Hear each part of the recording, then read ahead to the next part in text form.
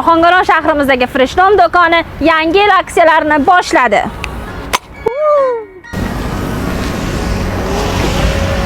Bu aksiya 31 dekabrgacha amal qiladi.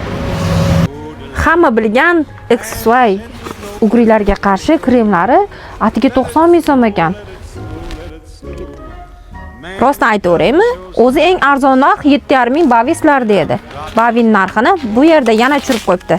Atiga 7 ming so'mdan. Bu faqat 31 dekabrgacha.